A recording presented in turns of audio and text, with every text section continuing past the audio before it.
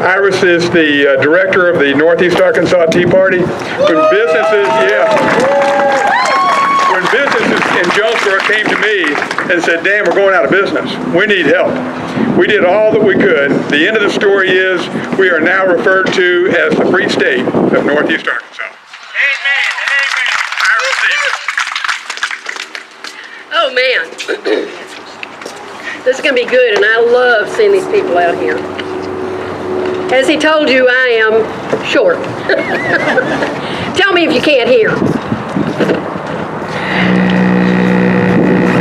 I just blew it up, guys. Push you back up. We can hear you.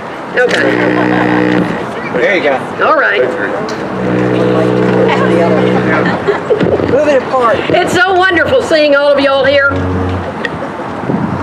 We're here to regain our freedom through our constitutional representation. That's a term I'll be using multiple times. It's so wonderful. A little bit, see if it's okay. I think if we could bring them back, the Founding Fathers would look out over this crowd and be thrilled that we in America have not lost that revolutionary spirit over the last 244 years.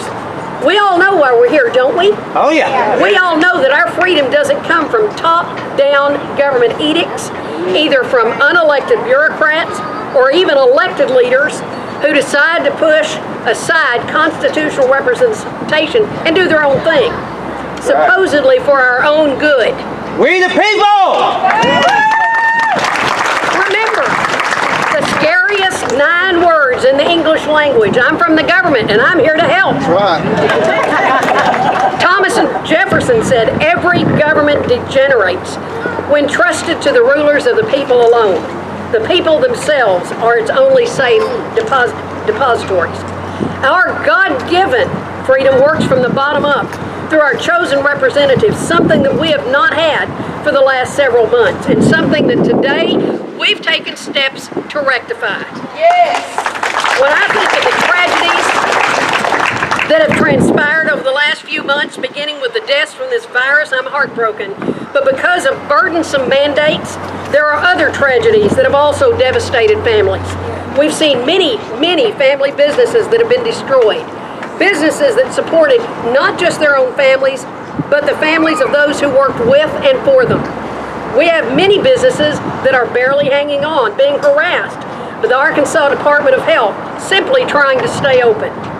The owners never had the ability to fight because they lost their what? Constitutional representation. Because of Keep America great again. Because of mandates, we've had the elderly in nursing homes or assisted living facilities living for months, not living, but living for months, with no family able to visit, no family able to be an advocate for them. I know personally, in my own experience, 3 situations in my area where elderly relatives died of what I call COVID-itis. Not the virus, but the virus restrictions. That's right. They were locked in isolation for months without the ability to see any of their loved ones. It caused failure to thrive. They eventually just gave up. Government compassion cannot replace the love of a family. And who hasn't seen what's going on with our schools, with our students?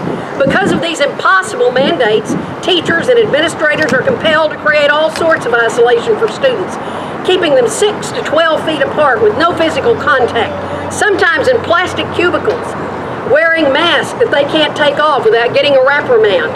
Students are being quarantined if any other student or teacher in their entire schedule comes in contact with someone who is tested positive, even though that person didn't develop the virus.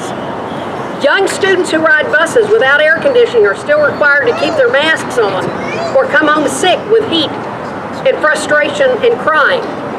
Kids can't be kids anymore in this mandate-obsessed state. What's truly ironic is that in numerous other countries, schools reopened after only a brief closing. By early June, more than 20 countries had reopened. Some others, including Taiwan, Nicaragua, and Sweden, never closed their schools. What's wrong with us? South Dakota. Otto Helve, a Finnish pediatric disease specialist said outbreaks in schools are inevitable, but there is good news. So far, the benefits of attending school seem to outweigh the risks. And schools are where our children run around, play, and laugh and argue with each other. They need to return to that sort of healthy normality as soon as possible. Schools have implemented virtual classes that for many, many children have been very poor substitutes. I agree that our children must get back to normal school life as soon as possible, and I'm a retired teacher.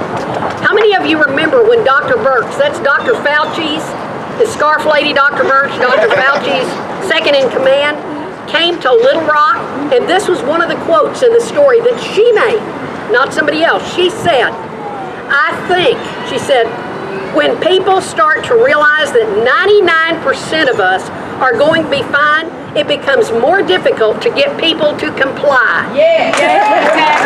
Obey. Another word for comply is to obey. Just obey. We've been asked if this action that we're doing today will take care of this particular issue or that particular issue or mandate.